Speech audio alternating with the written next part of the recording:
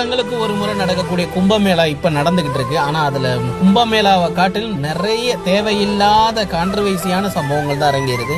எதுக்குடா இப்படி நீங்க ஒரு ப்ரோக்ராம் வச்சு அதை கேவலப்படுத்துறதுன்னு நடக்கிறீங்கன்ற மாதிரியான ஒரு காணொலிகள் தான் இது. பாருங்க, உணவு, அதாவது கோயிலுக்கு திருவிழாவுக்கு வர்றவங்களுக்காக சமைக்க வச்ச உணவை கூட்டத்தை குறைக்கிறேங்கிற பேர்ல ஒருத்தர் உணவை, அதுவும் மண்ணள்ளி சாம்பல் அள்ளி அந்த சமைக்கிற உணவுல போட்டுட்டு போற. பாருங்க, இந்த மாதிரியெல்லாம் செய்யறதுக்கு பேசாட்டி நீங்க அந்த விசேஷத்தை நடக்காமலே பண்ணியிருந்திருக்கலாம், செய்யாமலே செஞ்சிருந்திருக்கலாம்.